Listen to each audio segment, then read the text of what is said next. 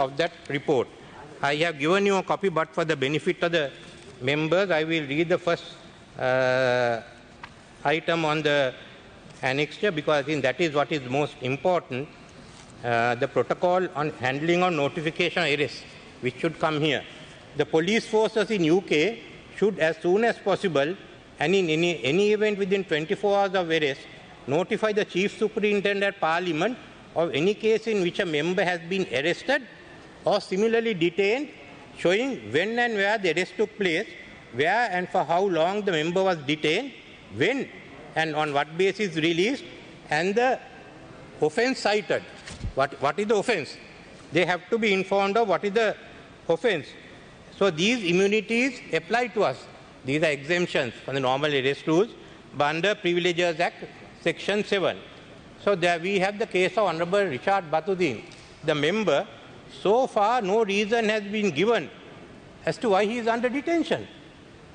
So the right of the Parliament to know why he is being detained has been violated. There has been order under the Prevention of Terrorism Act, Section 9, a detention order made. Detention order made. ඔබතුමා අහගන්නේ ඊට පස්සේ පිළිතුරු දෙන්න. This is the way that you all learn about standing orders of the House. Learn that, you study it. If you want another day, certainly come and reply. I like you all to follow the process. මෙතන කෑ ගහන්න එකෙන් is a bad this thing for the House. So therefore, what are you saying? They are talking unlawful activity. That is defined in Section 39, which was again amended in 1988. That's unlawful activity referred to there or in any other law. So if you look at the unlawful activity in relation to the Prevention of Terrorism Act, it says person who causes the death of a specified person or kidnap. So there have been no specified person that we are aware of.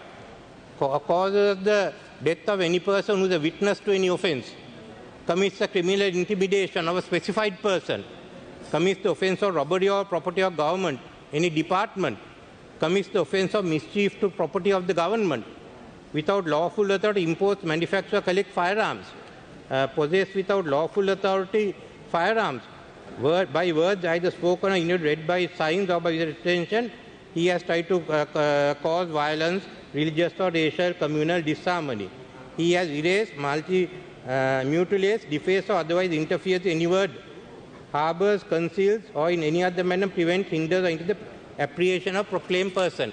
I don't think he has interfered with any specified person. There are no specified person to begin with. And therefore, I don't know what exactly this offence is. Then you must remember the preamble. Preamble says, whereas public order continues to be endangered by elements or groups of persons or associations that advocate the use of force or the commission of crimes as a means or as an aid in encouraging governmental change within Sri Lanka. I can't think of him trying to use force to change the government of which he is a minister. I mean, basically, that doesn't fly. So what has happened here is that the member has been detained without the reasons being given. And therefore, it's a violation of the rights of this House. And then it's a detention to which the exemptions of members being arrested and kept, and when the charges are notified, doesn't apply. He can tomorrow walk out free. There's very little anyone can do if you go to courts. So, since this doesn't come under even the Prevention of Terrorism Act, then he is not under the exemption where you have waived the right not to arrest, because that's a very narrow one. It has the right and then the notifications, how it should be done to the House. It's a privilege of the House. So, in that case, I think the whole, the rights of the House and of the member both have been violated, and the notification rules of UK, which is in their standing orders, honourable member, should apply to this House now. We only go on criminal proceedings, but these outside criminal proceedings. The another question is, can a member be detained under PTA? If you look into Article 3, Article 4, Article 69, and can Section 9 of the PTA apply there? Because the PTA was passed after the constitution. So PTA has not overridden the constitution. PTA must work in accordance with the rights there. Then I don't know where we, who are the supreme, who are the representatives of the people, can be taken in this way. In the world, the PTA has never been used to detain any members. So I think it has to be exercised. Even the public security ordinance, where emerges legislation and people can be detained in relation to a member of parliament, it has to be exercised under Article 3, Article 4, Article 67 and Article 69. So I have raised this issue because I think the parliament, if you have to safeguard parliament, we must safeguard its rights, we must safeguard its members, and also we must safeguard the powers of a cabinet, because the cabinet ultimately is responsible to parliament. So I would like you to go into this and give a ruling on it at whatever time you think is appropriate. But I'd also like to request that you do take this matter up, and we can also refer it to the Commonwealth Parliamentary Association and the International Parliamentary Union. Thank you. Oh, Amatuma. Point of order. Point of order. The Honorable Wickremesinghe, when he was the Prime Minister, by violating the Constitution, he has formed the FCID. When he was the Prime Minister, by violating the Constitution, he had formed the Dushana Mardana Ekaka.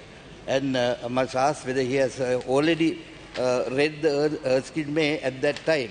So the thing is this, I think එයාට කිසිම සදාචාරාත්මක අයිතියක් නැහැ මන්ත්‍රීවරුන්ගේ අයිතිය ගැන කතා කරා. ඉතින් ඒක නිසා රිෂාඩ් බද්දීන් සම්බන්ධයෙන් ඔහු අත්අඩංගුවට ගත්තේ ඔහු මන්ත්‍රීවරයෙක් නිසා නෙමෙයි. ඔහු අත්අඩංගුවට ගත්තේ ඔහුගේ යම් මේ සිද්ධීන් තිබෙන නිසා. නම ඒක දැන් නීතිපතිවරයාට යොමු කරලා තියෙනවා. හරින් ප්‍රදන්දු මන්ත්‍රීවරයා අත්අඩංගුවට ගන්න කිසිම සැලැස්මක් තිබෙන්නේ නැහැ. ඔහු කිව්වා මහමලු කරුවෝ දන්නවයි කියලා. මහමලු කරුවෝ දන්නව නම් ජාතික ආරක්ෂාව දෙසා ඔහුගේ යුතුයකමක් තියෙනවා අපරාධ පරීක්ෂණ දෙපාර්තමේන්තුවට ඇවිල්ලා එපැතිවර කරන්න. ඒක කියන්නේ නැත්තම් කවන්නේ. හරි. ඔව්. ඔව් විපක්ෂ නායක. යන්නේ මල්ලේ පොල්. මේ පළමුවෙන්ම මේ ගැන කතා කරන්න උවමනා නම් මං හිතන්නේ අවස්ථාව තියෙනවා. මම දැක්ක අපේ න්‍යාය පත්‍රයේ තියෙනවා. රීති ප්‍රශ්නයක් තියෙනවා. අර අබේරත්න කොමිසම former Prime Minister's statement, I was very carefully listening, sir.